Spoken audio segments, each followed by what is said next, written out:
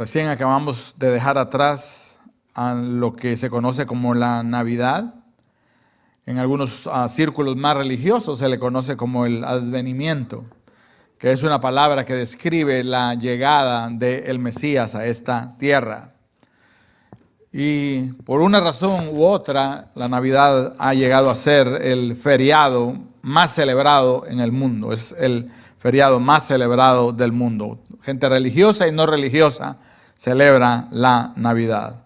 Hay muy pocos lugares en el mundo en donde no aparezcan las lucecitas, donde las familias no se estén reuniendo, a pesar del COVID, ¿no? Los regalos estén siendo intercambiados. Es una experiencia donde la comida viene y fluye también en abundancia. Y es sumamente interesante de que esto se haya vuelto un fenómeno global y mundial, porque la primera Navidad fue, hermanos, algo mucho más modesto. Podemos decir de que para el mundo en general la primera Navidad pasó largamente desapercibida. La gente no se enteró afuera de Jerusalén lo que estaba sucediendo. Aparte de la familia del Señor, los reyes o sabios de Oriente, unos pastores que recibieron aquella revelación, la mayoría de las personas, tanto en Belén como en Jerusalén y en Judea, no solo pasó la Navidad como un evento desapercibido, sino que muchos de ellos se perdieron la bendición de lo que significaba de que el Hijo de Dios estuviera naciendo en la persona de Jesús de Nazaret. Apenas un puñado de personas fueron bendecidas con conocer y participar de aquel advenimiento, hermanos, aquello que había sido profetizado por tantos años. Y esto es digno de considerar, entendiendo que la encarnación del Dios hombre es el más grande de los milagros. Yo no sé si en tu caminar cristiano tú has experimentado personalmente o tú has visto milagros suceder en la vida de alguna persona. Generalmente los milagros de los cuales nosotros pensamos tienen que ver con la sanidad de alguna enfermedad. Pero más grande que la sanidad de cualquier enfermedad es este milagro, el milagro de Dios naciendo, hermanos, y haciéndose hombre en aquella pequeña ciudad de Belén. Aquí se estaba cumpliendo múltiples profecías, hermanos, que Dios había mandado a través de profetas a lo largo de una gran cantidad de tiempo. Además debemos de considerar, hermanos, de que este advenimiento, me gusta esta palabra, porque este advenimiento es el primer advenimiento de Cristo naciendo en Belén de Judea. Sin embargo, para el Hijo de Dios hay una segunda venida, un segundo advenimiento prometido y esperado. A ver, ¿cuántos de aquí aman y esperan la segunda venida de Cristo? Amén. Así como Él, hermanos, vino en su primer advenimiento, naciendo, hermanos, humildemente en aquel establo, así un día Él vendrá en gloria. Va a venir, hermanos, por segunda vez. También consideramos, hermanos, de que este advenimiento, hermanos, así, hermanos, como el Señor lo ha prometido, así lo va a cumplir. Pero lo que no queremos nosotros es perdernos de la bendición de esa venida, tanto la primera como la segunda, una en el pasado, una en el futuro. Nosotros aquí en el presente queremos disfrutar ambas. Queremos ser bendecidos con las promesas, hermanos, de su segunda venida, pero queremos ser bendecidos con las realidades que su primera venida, hermanos, ha tenido para nosotros. Y aquí nosotros vemos, hermanos, Cristo naciendo en Belén y la mayoría de las personas perdiéndose esa bendición. La mayoría de las personas perdiéndose esta bendición. Por lo cuanto, nosotros debemos de tener cuidado para no, hermanos, caer en estos grupos de personas que se perdieron la bendición del advenimiento de Cristo Jesús.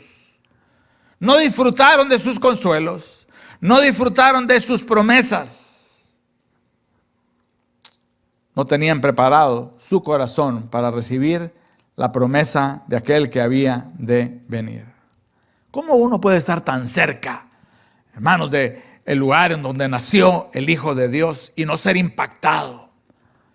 ¿Cómo uno puede estar, hermanos, tan íntimamente relacionado con aquellos eventos y lugares y perderse la bendición de tal acontecimiento. Así que yo quiero ver en esta narrativa, hermanos, de Lucas y Mateo, 3 personajes o 3 grupos de personas en la Biblia que se perdieron la primera Navidad. Si tú quieres titular este mensaje, yo le he puesto perdiéndose la Navidad, porque estos 3 tipos de personas se perdieron la Navidad.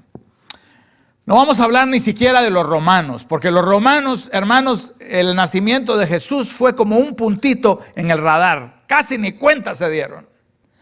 Iban a pasar muchos años para que los romanos empezaran a darse cuenta de quién era Jesús. Los romanos estaban entregados a mantener el poder, al materialismo, al vicio, a la banalidad, ignorantes de que, hermanos, en Judea había nacido el Rey de Reyes. Así está la mayor parte del mundo, soberbio, materialista, incrédulo como los romanos. Para ellos Cristo, hermanos, no fue nadie. Ellos ignoraron que aquel que nacía era el Hijo de Dios y aquel que ellos iban a clavar en una cruz años después, hermanos, era el Salvador del mundo. Y mucha gente el día de hoy vive en esa ignorancia como los romanos. Hermanos, simplemente tomando descanso para sus cuerpos, alimento para sus vientres e ignorando que, hermanos, el advenimiento que nosotros celebramos es de alguien supremamente importante. Estamos hablando de Cristo Jesús. Sin embargo, haciendo a un lado a los romanos, el texto que nosotros leímos, hermanos, nos enseña de 3 personajes o 3 grupos de personas que se perdieron la bendición del advenimiento de Cristo. En el pasaje que leímos de Lucas se nos dice de que María dio a luz a su hijo primogénito y lo envolvió en pañales y lo acostó en un pesebre porque no había lugar para ellos en el mesón. No había lugar para ellos en el mesón. Acordémonos de que, hermanos, la región de Judea estaba siendo empadronada por orden de Tiberio César y la gente estaba regresando a sus lugares en donde había nacido para empadronarse. Este era un edicto. De tal manera de que Judea y Belén estaba llena de gente que usualmente no vivía en aquel lugar. Los lugares estaban abarrotados por completo. Y allá estaba María y José empadronándose en Belén, pero ella estaba a punto a dar a luz. Y en aquellas condiciones nace su primogénito. Y ella busca el albergue de un mesón. Ella busca el albergue de un lugar. Obviamente, por el carácter de María y de José, nosotros sabíamos de que no buscaban los lujos, sino buscaban un lugar decente, buscaban un lugar cálido en donde ellos pudieran, hermanos, resguardarse en aquella primera noche de su niño, de Jesús que estaba naciendo. Pero el mesón estaba ocupado, el mesonero estaba ocupado, hermanos. Y el primero en perderse la bendición del advenimiento de Cristo Jesús fue el mesonero. Estaba demasiado ocupado. Nota de que el mesonero no tiene ni nombre aquí en el relato bíblico. Y esto es algo intencional. Esto aparece, hermanos, en muchas situaciones en la Biblia. Cuando alguien, hermanos, viene y deja ir una bendición, o cuando alguien se muestra indiferente a las proposiciones de Dios, muchas veces, hermanos, el Señor ni siquiera menciona el nombre. El mesonero no tiene nombre acá. Sin embargo, este hombre hubiera podido pasar a los anales de la historia como aquel que abrió, hermanos, su posada para que en ella naciera el Hijo de Dios. Aquel hombre hubiera, hermanos, podido abrir su casa para que el Rey de Reyes y Señor de Señores naciera y, hermanos, el nombre de aquel hombre hubiera quedado, hermanos, probablemente en las Escrituras, y su nombre hubiera quedado a la posteridad como una figura de hospitalidad. Pero el mesón estaba ocupado, pero la casa estaba llena, pero había un letrero en aquel mesón que decía no vacancy. Y hermanos, José y María quisieron entrar. Me fascina cómo escribe Lucas con tanto detalle. Pero dice de que en el mesón, hermanos, no había lugar para ellos. No había lugar para ellos. Así que ellos terminaron en un establo. Jesús, hermanos, es puesto en un pesebre, que era un lugar, hermanos, en donde se alimentaban los animales domésticos. Frecuentemente este tipo de establos eran lugares inhóspitos, probablemente una cueva hecha de piedra, simplemente para resguardar a los animales. Definitivamente no era el lugar para que una mujer pasara, hermanos, la noche después de haber dado a luz. No era el lugar, hermanos, para que un, hermanos, bebé pasara su primera noche. Pero el mesonero no encontró lugar, no encontró una esquina, no encontró un pequeño closet en donde aquella familia pudiera ser recibida. Estaba demasiado ocupado, tenía huéspedes que atender, tenía un mesón que correr, que manejar. Y se perdió el milagro de la Navidad por estar ocupado. Había muchos huéspedes que atender, mucha comida que comprar, que servir. Hermanos, estaba muy ocupado para ocuparse de Jesús. Y este fue el primero en perderse la Navidad. Y nosotros debemos de tener cuidado, hermanos, de que el milagro de Cristo, su advenimiento primero y el segundo, no, hermanos, nos encuentre a nosotros con la actitud del mesonero. Una actitud de ocupismo. ¿Qué es el ocupismo? Ni siquiera sé si esta palabra está sancionada por la Academia Española de la Lengua, ¿no? Pero lo vamos a usar. Si no está, ustedes pueden decir, el pastor Alex se la inventó. Pero para mí el ocupismo es el emplear nuestro tiempo sin entender las consecuencias eternas de emplearlo solo para buscar lo temporal. Cuando nosotros ocupamos y redimimos nuestro tiempo, hermanos, sin entender de que las consecuencias de mal usarlo y malgastarlo pueden ser eternas, nosotros hemos caído, hermanos, en el pecado del mesonero. Y esto es algo terrible. El apóstol Pablo, escribiéndole a las iglesias, les enseña de que el tiempo, hermanos, es algo que Dios nos da para que nosotros lo redimamos. Y el mundo nos ofrece tantas ocupaciones para estar tan ocupados. Y especialmente en esta época de fin de año se vuelve algo frenético. Se me olvidó comprar el regalo para la tía. Se me olvidó comprar el regalo para el tío. Y no tenemos suficiente para esto y para lo otro. Y andamos corriendo y andamos para arriba y para abajo con los regalos, adornando la casa, llamando a este, invitando al otro. Y el peligro es, hermanos, de que Cristo no encuentre un lugar en nuestro corazón.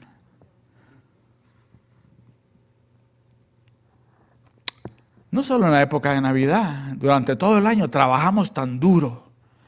Hermanos, llegamos a la casa exhaustos. Nos ponemos enfrente de una televisión y encendemos la televisión y hay de repente 500 canales con diferentes categorías para satisfacer nuestra necesidad de entretenimiento. Nos quedamos dormidos enfrente, hermanos, de una televisión, probablemente digiriendo a medias una cena preparada a la carrera. Y luego nos arrastramos a nuestras camas para descansar, para el día siguiente volver a empezar con la misma rutina. Y estamos ocupados. Porque hay cosas que comprar, y hay cosas que vender, y hay gente a quien llamar, y hay gente a quien visitar, y hay negocios que atender, y hay hijos, y hay nietos, y hay vacaciones, hermanos, y hay padres, y hay madres, hermanos, y hay futuro del cual preocuparnos. Hay pasado del cual nos lamentamos, hay presente en el cual estamos tan ocupados, y el poco tiempo que nos queda, hermanos, regularmente no lo empleamos como deberíamos. La pregunta es, ¿hay tiempo, hermanos, para el Hijo de Dios en nuestras agendas? ¿O se nos va a pasar la vida como el mesonero? ¿Se nos va a pasar el milagro de Cristo Jesús? Hermanos, se nos va a pasar de largo porque estamos demasiado ocupados. Hay veces que le echamos la culpa a la estación de la vida en la cual estamos pasando. Cuando el niño es muy niño, ¿verdad? Deja al niño que él todavía no entiende estas cosas. Déjalo ser niño. Es muy niño para entender a Jesús. Y luego el joven es demasiado joven. Es joven, déjalo, es alocado. Ya se va a poner maduro. No es el tiempo de él, no se puede concentrar en Jesús. Y luego, hermanos, la persona se casa. No, es que está recién casado, tiene una mujer a la cual atender. Ella tiene una casa a la cual cuidar y no hay tiempo para Jesús. Y luego viene el tiempo malo del cual habla Eclesiastés. Cuando entran los años ya no hay fuerzas, hay enfermedad. Y se nos pasó la vida, hermanos, como el mesonero, y Jesús pasó de largo. Estamos demasiado ocupados para Cristo. El primero en perderse la bendición del advenimiento de Cristo fue aquel hombre que estaba tan ocupado, hermanos, que a la puerta de su casa estaba tocando, hermanos, aquella mujer embarazada que tenía en su vientre el más grande de los milagros. Y el deseo, hermanos mío, y el deseo, hermanos, para mi familia y para ti, hermanos, es de que no dejemos pasar ese milagro. No hay nada lo suficientemente importante, hermanos, para que nosotros dejemos pasar ese milagro que nos impacte, para que abramos la puerta y le digamos: Jesús, ven a ser morada acá. Hay un coro, más es un himno que cantábamos en los tiempos de antaño. Lo quiero cantar, pero tengo temor que tú digas: uy, pastor, eso es de los de antes, de verdad. Se llama el himno Divino Compañero. ¿Cuántos han oído ese himno? Divino Compañero. Divino compañero del camino, tu presencia siento yo al transitar. No me dejes solo en el camino. Ayúdame, ayúdame, mi Salvador. El coro del himno, hermanos, está basado en el Señor caminando hacia Emaús a la par de aquellos discípulos. Cuando ellos le dicen al Señor a que se quede con ellos, porque ya se hace tarde. Y el coro del himno dice algo así: quédate, Señor, ya se hace tarde, te ofrezco el corazón para morar. Hazlo tu morada permanente. La idea es, hermanos, de que el mesonero no le abrió la puerta de su corazón a Cristo. Hermanos, y la mejor decisión que nosotros podemos hacer es abrirle la puerta a nuestro corazón al Señor y decirle: Señor, ¿sabes qué? Estoy demasiado ocupado. Estoy corriendo, Señor, en este carrusel de locura y se me ha olvidado, Señor, que esta época no es acerca, Señor, de la comida, de la bebida, del eggnog de Santa Claus y de las 1000 otras cosas. Es acerca de ti. Aquí está mi corazón, Señor, para morar. Lo dijo David en el Salmo 132: no entraré en la morada de mi casa, no subiré sobre el lecho de mi estrado, no daré sueño a mis ojos, ni a mis párpados adormecimiento, hasta que haya un lugar para el Señor, morada para el fuerte de Jacob. El Señor mora en nuestros corazones. Y David dice: yo le voy a encontrar morada al Señor primero. Él estaba hablando de un templo hecho de manos. Y el Señor ahora dice de que ese no es el templo en donde Él habita. En donde Él habita. Él habita, hermanos, en el corazón de su pueblo, en su iglesia. A veces la iglesia parece no encontrar un lugar y un espacio para Cristo hasta que hayamos encontrado lugar y espacio para todo lo demás. Hermanos, el mesonero se perdió la Navidad por estar ocupado. Por estar ocupado. Así que si eres niño, ábrele la puerta de tu mesón a Cristo Jesús.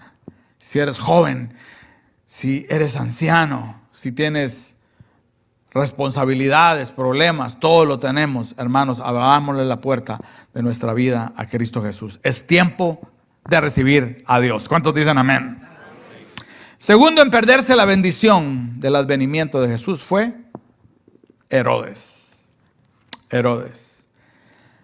El Señor pasó por el mesón, ¿verdad? Con el mesonero, le cerraron la puerta, estaba demasiado ocupado. Mientras tanto, hermanos, en Belén de Judea, en los días del rey Herodes, porque había sido nombrado rey por los romanos, llegaron unos magos de Oriente. Estos no eran magos de magia, ellos eran sabios. Esa es la palabra, magi. Y ellos llegaron preguntando: ¿en dónde está el rey de los judíos que ha nacido? Porque su estrella hemos visto en el oriente y venimos a adorarle. Oyendo esto, el rey Herodes se turbó y toda Jerusalén con él. El rey Herodes se turbó. Y luego vemos en toda la narrativa, hermanos, de que Herodes, como buen político, empieza a mover sus influencias para tratar de que Jesucristo no nazca. Él, hermanos, comete la barbaridad de matar en aquella noche a todos los bebés varones que habían nacido en Belén, tratando de prevenir de que el Hijo de Dios, de que el Rey de Reyes naciera. Pero la palabra, según Lucas, dice de que lo que le pasa a Herodes es de que se turba y toda Jerusalén con él.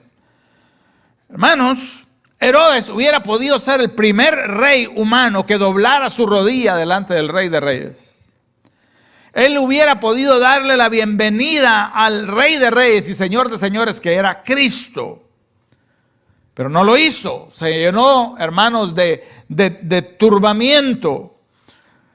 ¿Por qué, hermanos, él se perdió la bendición del advenimiento de Jesús? Ya dijimos de que el mesonero se lo perdió, hermanos, por estar demasiado ocupado. Herodes se lo perdió por miedo. Se lo perdió por miedo, porque sentía de que Jesús venía a quitarle su reinado, a quitarle su señorío, a quitarle su lugar. Es innegable que Cristo, el ungido de Dios, tenía reclamos reales sobre Israel y sobre el mundo entero. Las profecías estaban claras anunciando de que este rey iba a sentarse en el trono de David e iba a regir sobre toda la tierra. La palabra del Señor, hermanos, afirma de que delante de este rey toda rodilla habría de doblarse y toda lengua habrá de confesar de que no hay rey como este. Él es el Rey de Reyes y Señor de Señores. En el libro del profeta Daniel está profetizado que este rey dará inauguración a un reino sempiterno, justo, que no tendrá fin jamás. Todo esto era preocupante para Herodes, porque él era el regente de Judea, él era el rey de Judea. Y entonces él sentía amenazado su reino, su señorío, su dominio estaba en peligro. No le importó que el que venía a tomar dominio era el Hijo de Dios. Herodes quería seguir siendo Señor. Herodes quería seguir siendo Señor. Así que Herodes se atemoriza. Pero seamos justos, la palabra del Señor, según Lucas, dice: no es solo Herodes el que se atemoriza toda Jerusalén. Y Herodes, hermanos, trata de evitar de que Jesús nazca, pero fracasa en sus intentos por detenerlo. Hermanos, pero en todos sus intentos, en su miedo, en su turbación, Herodes fue la segunda persona que se perdió la bendición del advenimiento de Cristo Jesús. ¿Tú te has puesto a preguntar por qué la gente prefiere a Santa Claus que a Cristo? ¿Por qué la gente prefiere a Rudolf, el reno de la nariz colorada, que a Cristo? Prefieren al Grinch, ¿verdad? Los niños saben quién es el Grinch, que a Cristo. A Papá Noel, a Mamá Noel, a todos estos caracteres que se inventan acerca de la Navidad. ¿Por qué? ¿Sabes por qué? Porque Papá Noel y el Grinch y Santa Claus y todos estos caracteres navideños no reclaman señorío sobre nuestra vida. No están acá para decir: yo soy Señor y yo soy Rey. Jesús sí lo hace. Él es el Rey de Reyes y el Señor de Señores. Él es el Salvador del mundo. Pero Él viene a establecer su reino, hermanos, y lo hace con, hermanos, reclamos de soberanía. Él es soberano y Él es Señor. Y esto intimida a Herodes y intimida a Jerusalén. Y todos aquellos que tenían, hermanos, algún tipo de autoridad se empiezan a poner nerviosos. Porque esto es lo que significa la palabra Cristo. Cristo significa el ungido. Y el ungido, hermanos, era un título para reyes. El que estaba viniendo era un rey. Y entonces, como te digo, todos los que tienen algún tipo de autoridad empiezan ponerse un poco nerviosos. Ellos quieren seguir siendo señores. Ellos quieren seguir siendo capitanes de sus propias vidas. No importa que las vidas hasta ahora sean una novela de amargura, de pecado, de vicio, de lágrimas y dolor. Hermanos, el hombre quiere seguir siendo señor de su vida. Y así somos los hombres hasta el día de hoy. Queremos proteger nuestros pequeños reinos. Porque sentimos, hermanos, que de alguna manera los reclamos del señorío de Jesús amenazan nuestros reinos. Amenazan las maneras como nosotros queremos hacer las cosas. Claro, nosotros le llamamos a Jesús Señor, pero con frecuencia no le damos la honra, ¿no es cierto? Escucha lo que el Señor le dice al pueblo de Israel, hermanos, a través de las palabras de Malaquías. Malaquías, hermano, dice de la siguiente manera: si yo soy padre, ¿en dónde está mi honra? Y si yo soy Señor, ¿en dónde está mi obediencia? Entonces Herodes no quiere dejar de ser rey de Judea. No le gusta el tener que abdicar su autoridad. Y nosotros decimos que miedoso, no se sabe la bendición que se está perdiendo, hermanos. Pero frecuentemente nosotros, hermanos, no queremos dejar de ser señores de nuestras vidas. No queremos doblar nuestra rodilla delante de Cristo y decir: Señor, tú guíame, Señor. Señor, sé tú mi Señor. Instrúyeme tú, Señor, para que yo, Señor, cuando te diga Señor, lo diga con una limpia conciencia. Herodes tenía miedo y nosotros también tenemos miedo. Tenemos miedo al señorío de Cristo, aunque Él dijo que su carga era ligera y no era pesada. Aunque nosotros vemos, hermanos, de que a sus siervos Él los sirve, se viene y desnuda y les lava sus pies. Aunque nosotros vemos de que este es un Señor que hace a sus siervos herederos, que llama a sus siervos amigos. Muchas veces le tenemos miedo al señorío de Cristo. Pero déjame decirte, hermano, nosotros, cuando tomamos el control o pretendemos tomarlo, hermanos, hacemos un desastre en nuestras vidas, ¿no es cierto? Hacemos un desastre en nuestras vidas cuando nosotros queremos ser señores. Cuando yo quiero ser el Señor de mi hogar, el Señor de mi iglesia, cuando yo quiero ser el rey de mi vida, cuando yo, hermanos, vengo y me comporto con el espíritu de Herodes, yo me pierdo el milagro de Cristo Jesús.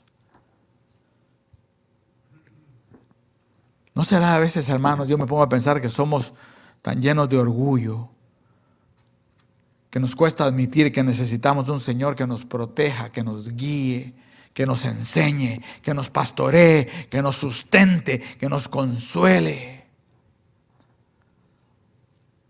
¿Será que suena muy débil para nosotros el decir: Señor, te necesito? Oh, mis amados hermanos, pero de aquellos que son pobres de espíritu, de los tales, ¿qué es lo que dice, hermanos, Mateo 5? De los tales es el reino de los cielos.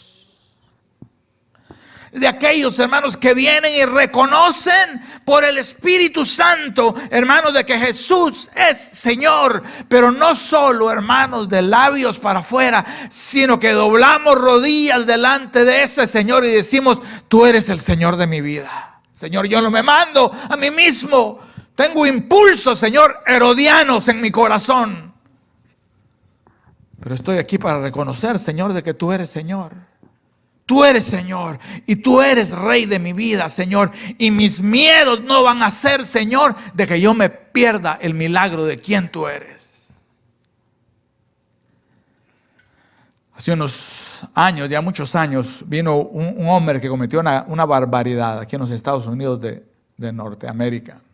Agarró una minivan llena de explosivos y lo metió en un edificio federal. ¿Se recuerdan de eso? Fue en Oklahoma, y él metió esa van llena de explosivos, hermanos, y voló aquel edificio. Y en ese edificio habían niños y habían mujeres y murieron muchas personas. Y ese hombre pagó con su vida aquel crimen tan espantoso. Aquel hombre se llamaba Timothy McVeigh. Y entonces, hermanos, a él le dijeron, ¿tú quieres decir algo? Antes de enfrentar la sentencia de muerte. Y uno creería de que enfrentándose a la muerte, el corazón de una persona va a empezar a ablandarse. Y aquel hombre lo que dijo es, yo me voy de esta vida, así como vine, siendo el capitán de mi propia vida. Hermanos, ese es el espíritu de Herodes. Con miedo, hermanos, a decir, Jesús es Señor.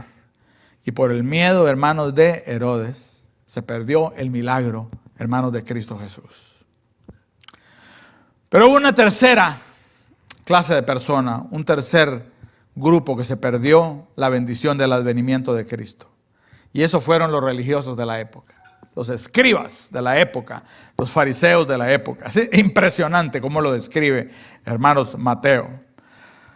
Llegan los hermanos magos del oriente y ellos, hermanos, verdad que son gentiles, te imaginas, el gentil viene buscando a Jesús y viene a Judea y van al palacio de Herodes y le preguntan a Herodes. Herodes no sabe de estas cosas, quizás había oído las historias, pero él sabía con quién ir, a dónde preguntar acerca de quién era este Jesús y dónde iba a nacer. Entonces, ¿qué es lo que hace Herodes? Verso 3, oyendo esto, el rey Herodes se turbó, toda Jerusalén con él, y fueron convocados los principales sacerdotes y los escribas del pueblo, y les preguntó dónde había de nacer el Cristo. Les preguntó Herodes dónde había de nacer el Cristo. La respuesta, hermanos, la tenían en la punta de la lengua.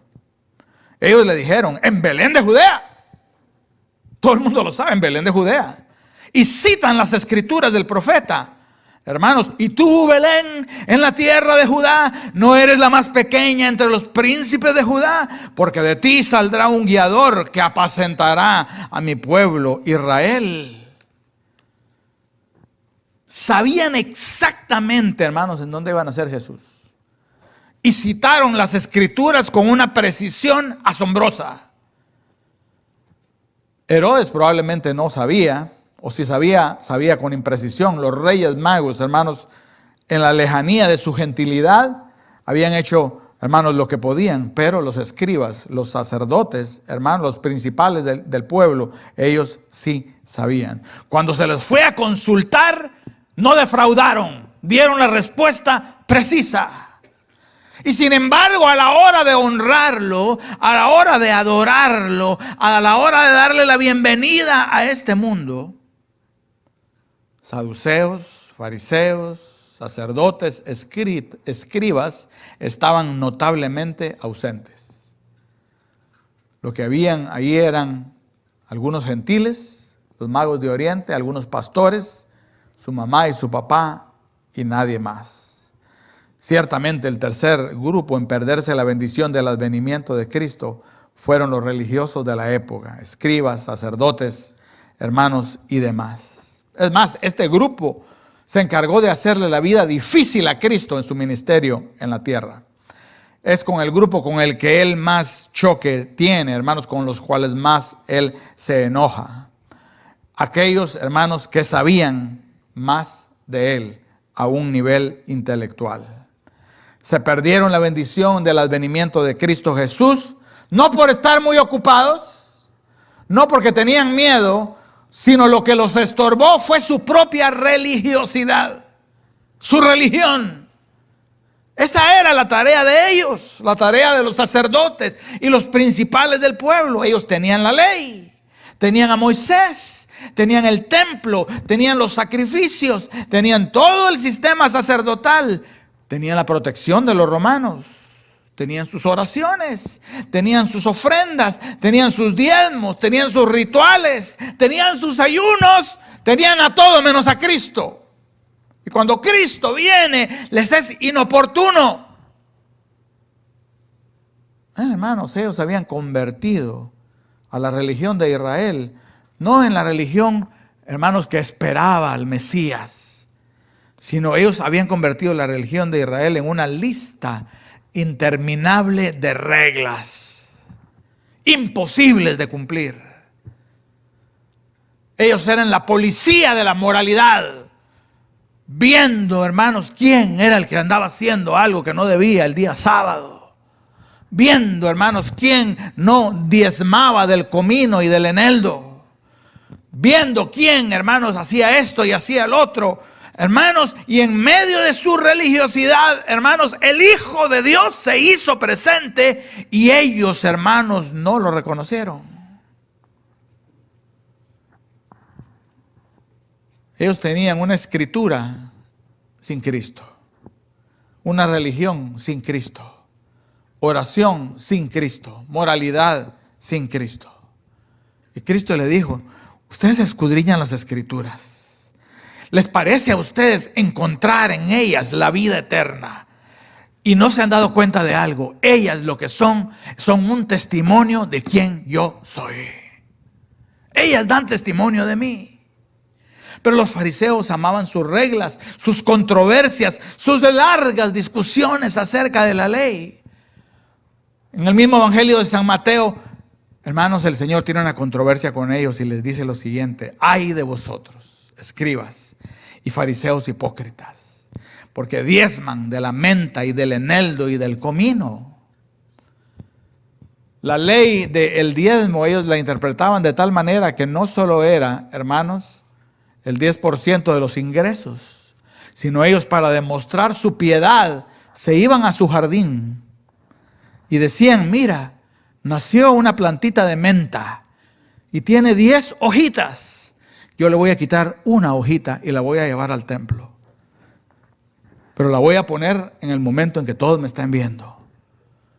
Mira, una plantita de eneldo y de comino.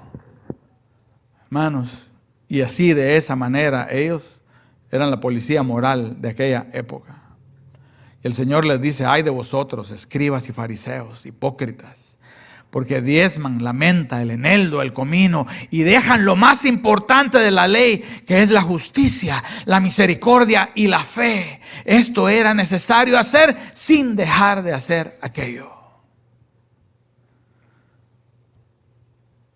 Ellos tenían la religión, pero no tenían el corazón para amar a Cristo.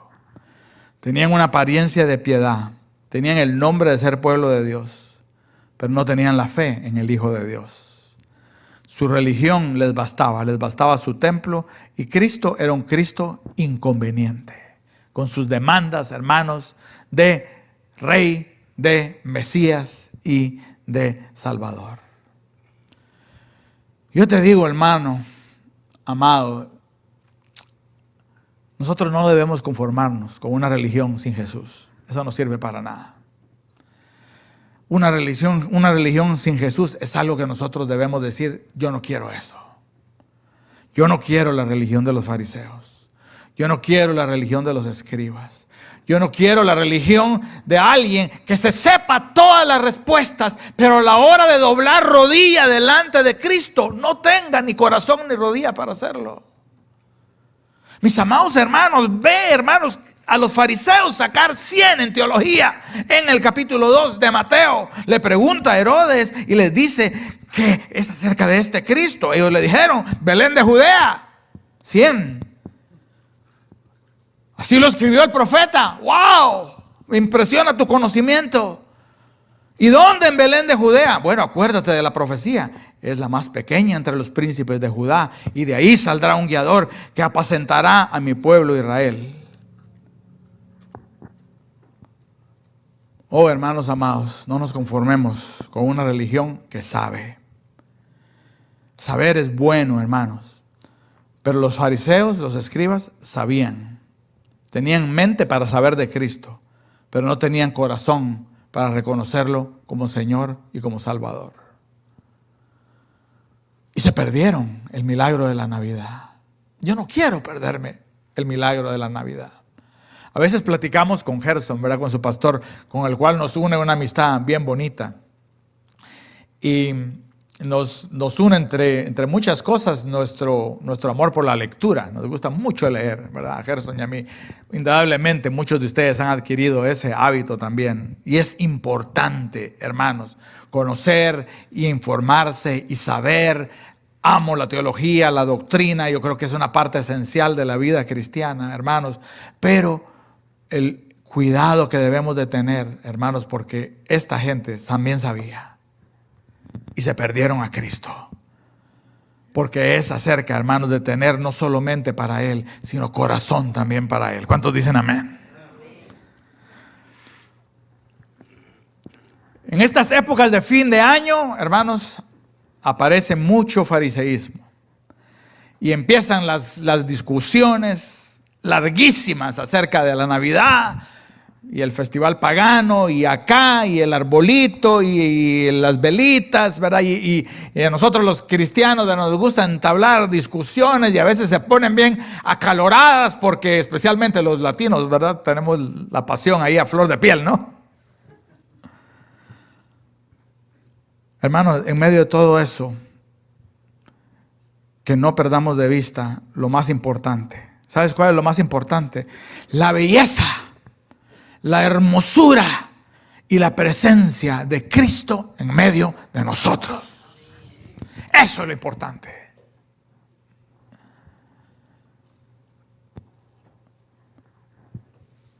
Y ellos no lo reconocieron. Y se perdieron, hermanos, la belleza de su advenimiento. Así que, ¿cómo podemos nosotros, concluyendo, disfrutar del advenimiento de Cristo? Del advenimiento pasado y verlo, hermanos, con alegría, con consuelo, que la venida de Cristo, su vida, su muerte en el mundo, hermanos, traiga a nuestra vida presente consuelo, firmeza, alegría. ¿Cómo podemos disfrutar para que, hermanos, las bendiciones de ese primer advenimiento no se pierdan? ¿Y cómo podemos enfrentar la promesa de su advenimiento, el segundo, hermanos, sin que nosotros, hermanos, perdamos esa gran bendición? Te sugiero, haciendo un círculo, a manera de explicación, de que nosotros estemos atentos a tres cosas. Hagamos inventario. Si estamos muy ocupados, no, pastor, ¿verdad? Es que si usted viera, ya, yo creo que tengo, ¿verdad?, un trabajo, otro trabajo y voy a agarrar otro el fin de semana. Si tú estás muy ocupado para Cristo, es un momento, mira, de meter el freno, pero no solo meter el freno, de que agarres el freno de mano y lo jales hasta adentro. Y tú digas, no, esto no puede seguir así, porque estoy cometiendo el mismo error del mesonero. Quizás esta palabra no es para ti que estás acá, o tal vez sí, o quizás para alguien que nos ve por los canales. No, es que usted no sabe la cantidad de cosas que yo tengo que hacer. Si esas cantidad de cosas que tú tienes que hacer no están dando espacio para Cristo en el mesón de tu corazón, hay algo que necesita ser rearreglado.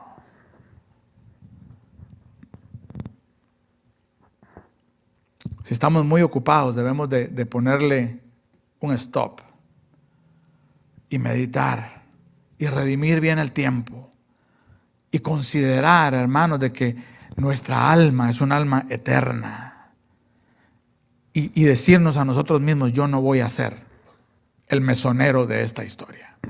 Yo no voy a ser el mesonero de esta historia. Yo voy a ser como los discípulos de Emaús que le dijeron al Señor, quédate, Señor. Ya se hace tarde. Haz morada con nosotros. Así que esto en primer lugar. En segundo lugar, ¿cómo podemos disfrutar del advenimiento? No le temas al señorío de Cristo. Tal vez estás cansado porque has querido ser rey de tu vida. Has querido ser señor o señora de tu vida. Y las cosas no te han salido bien. Estás cansado, estás cansada, estás fatigado, estás exhausto o quizás tienes miedo. Y está este Cristo que está diciendo, yo soy Señor. ¿En dónde está mi honra, hijo? ¿En dónde está mi obediencia? Mi yugo es ligero. Mi carga no es pesada. Una vez más, Cristo es el Señor, hermanos, que hace a sus siervos herederos, que a sus siervos hace amigos, que a sus siervos les lava los pies, que muere en una cruz por sus siervos. Digámosle al Señor, Señor, yo he sido Señor hasta ahora. Y mi señorío, Señor, si yo hago un inventario de mi señorío, ha sido un desastre, Señor. Estoy cansado, estoy cansada, estoy estresado, estoy de mal humor, estoy enojado, estoy desanimado. Yo quiero, Señor, reconocer de que tú eres Señor, pero no solo de labios, sino poner aquí mi vida, mis problemas, mis proyectos, Señor, mis objetivos, Señor, y decir, Jesús, tú eres Señor. ¿O quieres seguir tratando? Hermanos, nosotros no podemos ni gobernar nuestra propia lengua. ¿No dice eso Santiago? El hombre no puede ni gobernar su propia lengua. Hermanos, ¿cómo va a poder gobernar su propia vida? Necesitamos un Señor, y ese Señor es Cristo. Cristo es un dulce Señor y Rey. No nos escudemos en la religión, hermanos. La religión es un símbolo que sin Cristo suena y hace ruido, pero no hay sustancia allí. No hay religión que salve. Cristo sí salva. ¿Qué es la oración sin Cristo? Es una liturgia insufrible. ¿Quién aguanta eso? Cuando a la oración, hermanos, se le quita el espíritu de clamor, hermanos, y el acceso que tenemos delante del Padre, hermanos, que es Cristo. Eso es lo que se vuelve la oración. ¿Qué es un templo sin Cristo Jesús? 4 paredes huecas. ¿Qué es el ayuno sin Cristo? Yo te digo lo que es una huelga de hambre. Pero con Cristo, hermanos, el templo, nosotros, la oración, el escuchar la palabra, hermanos, Él le da sentido a todas las cosas. Él es la razón de nuestra existencia. Así que, hermanos, nosotros debemos decirle, Señor, yo no quiero ser un escriba que se sepa todas las respuestas, pero que no doble sus rodillas delante de ti, Señor. Yo no quiero ser, Señor, los escribas de Mateo capítulo 2, que saquen 100 en el examen de cristianismo 101, Señor, pero su corazón esté lejos de ti. Aquí está mi corazón, Señor, tú me conoces. Y entonces, hermanos, el advenimiento de Cristo, pasado y futuro, va a tener un impacto en nuestras vidas. ¿Quiénes sí disfrutaron la Navidad? Yo tengo un mensaje de los que sí disfrutaron la Navidad, pero no lo voy a dar porque voy a obligar a que Gerson me invite el año entrante, ¿verdad? Pero voy a hacer un pequeño resumen. ¿Sabes quiénes disfrutaron la Navidad? Los pastores. Los pastores disfrutaron la Navidad. María disfrutó la Navidad. José, los magos de Oriente. ¿Qué tenían todos ellos en común? Que cuando, hermanos, Jesús vino a la tierra y cuando Dios dijo a través de ángeles, este es Señor, ellos le creyeron. La gran diferencia, hermanos, es de que los pastores, los magos de Oriente, María y José, le creyeron a Dios y recibieron en su corazón las buenas nuevas, hermanos, de que Jesús venía del Padre y era el Hijo de Dios. Necesitamos fe. Necesitamos pedirle al Señor, auméntame la fe, Señor.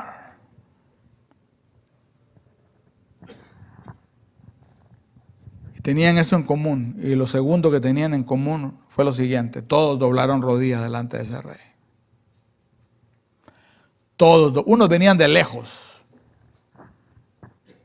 Los magos de Oriente venían de lejos. Otros eran sus padres. María dice de que ella guardaba en su corazón estas cosas, ¿no?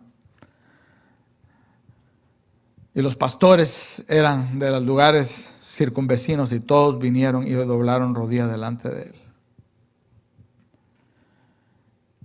Yo quiero proponerte de que hagamos eso nosotros el día de hoy.